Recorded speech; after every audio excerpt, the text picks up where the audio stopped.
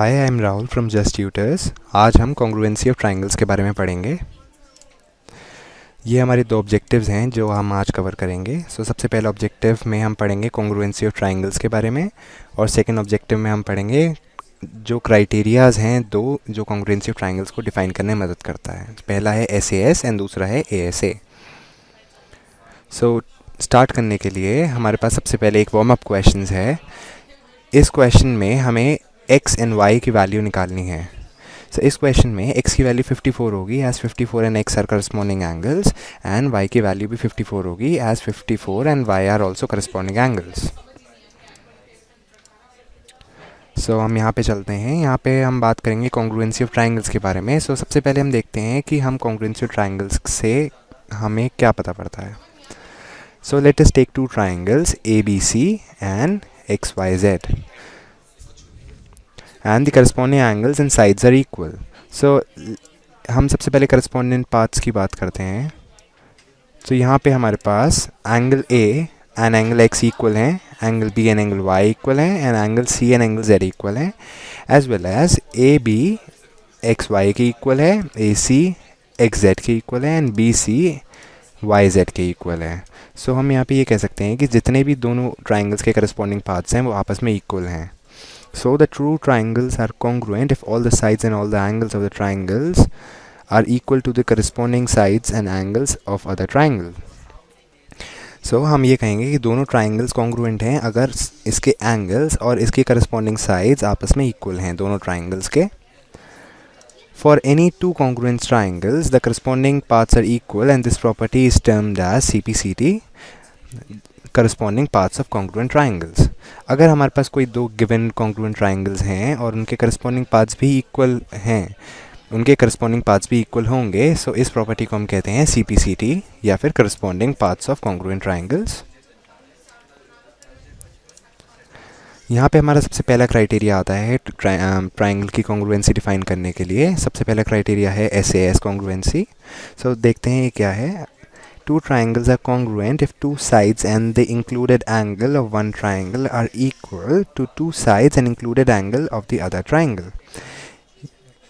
इससे हमें ये पता पड़ता है कि ये दोनों triangles congruent होंगे अगर इसकी दो sides और एक angle आपस में equal होगा corresponding. Let's say AC is equals to XZ, AC equals to XZ and BC equals to YZ. And angle C is equals to Z। अगर हमारे पास ये क्राइटेरिया होगा तो हम ये कह सकते हैं कि ये दोनों ट्राइंगल्स कॉन्ग्रुएंट होंगे बाय SAS कॉन्ग्रुएंसी। यहाँ पे हमारे पास दूसरा क्राइटेरिया है कॉन्ग्रुएंसी डिफाइन करने के लिए, जो कि है ASA। सबसे पहले हम पढ़ते हैं कि two triangles are congruent if two angles and the included side of one triangle are equal to the two angles included side of the other angle. ये कहता है कि दो ट्राइंगल में अगर दो एंगल्स और एक इंक्लूडेड साइड ऑफ पहला ट्राइंगल इक्वल है दो angles and one included side of the second triangle, हम ये कह सकते हैं कि ये दोनों ट्राइंगल्स आपस में कॉन्ग्रुएंट होंगे। हम एक बाय एग्जांपल लेके देखते हैं कि यहाँ पे अगर हम कहते हैं कि एंगल BAC, ये वाला will be equal to angle YXZ, और हम ये कहते हैं कि AC is equals to XZ as well as angle ACB is equals to angle XZY. हम ये कह सकते हैं कि दोनों ट्राइंगल्स ASA कॉन्ग्रुएंसी से कॉन्ग्रुएंट होंगे आपस में। अब हम कुछ प्रैक्टिस क्वेश्चंस ट्राई करते हैं। हमारा ये पहला क्वेश्चन कहता है in this quadrilateral PQRS, PQ is equals to PS and PR bisects angle P. PR bisects angle P. हमें यहाँ पे ये प्रूफ करना है कि triangle PRQ and triangle PRS आपस में कॉन्ग्रुएंट होंगे, और हमें ये भी बताना है कि हम RS और RQ के बारे में क्या कह सकते हैं। हमारा दूसरा प्रैक्टिस क्वेश्चन है ये कहता है AB is a line segment and X is it's mid point.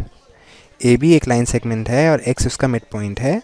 C and D are points on the same side of AB such that angle BAD is equal to angle ABC. यहाँ पे and angle CXA and angle DXB भी equal हैं। So हमें ये show करना है कि triangle DAX is congruent to triangle CBX और AD is equals to BC।